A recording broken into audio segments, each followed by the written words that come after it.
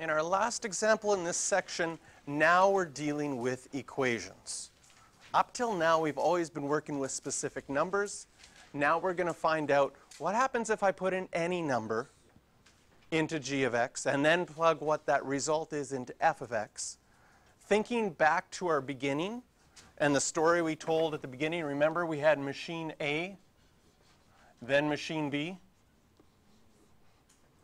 and it had to get replaced with a new, bigger machine C. This is what's happening in these types of questions. If you put in a random x, right? In our equation, we were told the first one was 2x plus 3.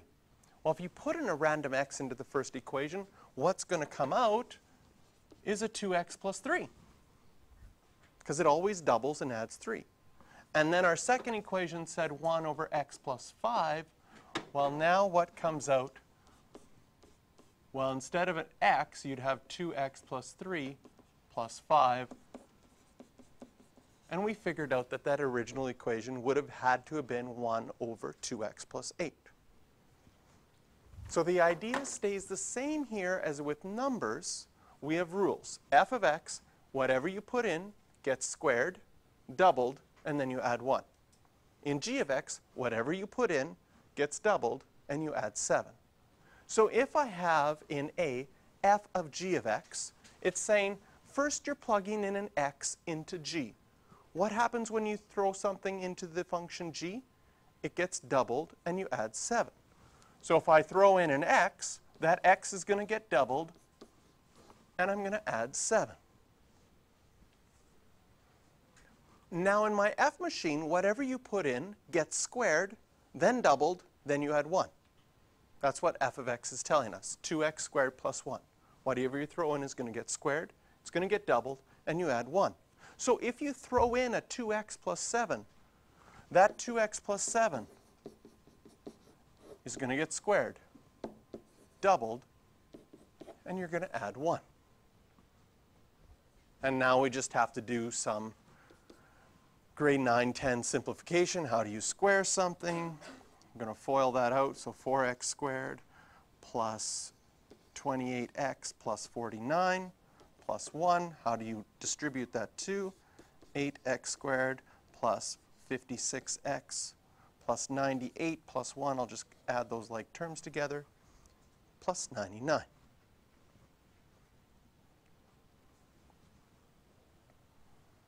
So the key thing here is the function notation. The expanding and stuff, that's just review from previous grades. So in part B, g of f of x. So first of all, we're plugging x into f. And according to the f function, whatever you plug gets squared times by 2, add 1. So I put in an x. That x is going to get squared. You're going to multiply by 2 and add 1. And now a 2x squared plus 1 gets thrown into the g function. And the rule for the g function is it says whatever you put in gets doubled, and you add 7. So if you put in an x squared, 2x squared plus 1, it's going to get doubled, and then we're going to add 7. Distributing our 2, 4x squared plus 2 plus 7, I'll add those like terms. We get 4x squared plus 9.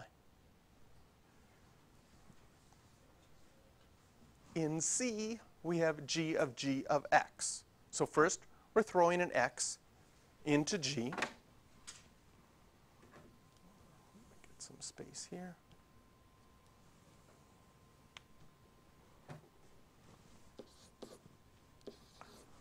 What happens when you throw anything into g of x? It gets doubled, and you add 7.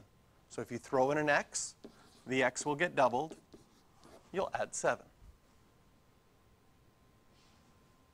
Now if you throw in a 2x plus 7, it's going to get doubled, and you're going to add 7.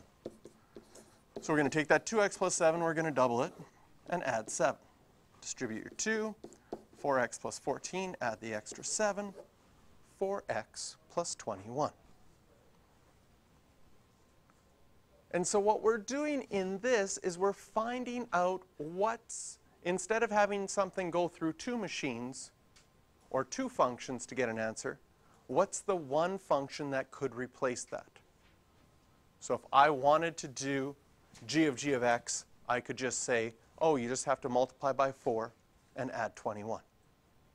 If I wanted to do g of f of x, oh, you just have to square it, multiply it by 4, and add 9.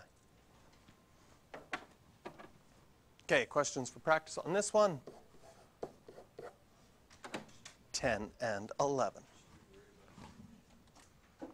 Good point. We'll do domain and range for b and c since I already erased a. When figuring out domain and range, what you're going to be looking for is, in the final equation, what graph is this? If we look at b, it's a parabola. It's a parabola that has a vertical stretch by a factor of 4 and been shifted up 9 units. Its vertex would be then at 0, 9. So in composition of functions, we're going to often look at our final equation to find domain and range. Our final equation is 4x squared plus 9. We're going to say, based on that, my domain is everything. My range is y is bigger than or equal to 9. We're also going to make sure that there were no non-permissible values anywhere. Did we have any non-permissible values in g of x to begin with? No.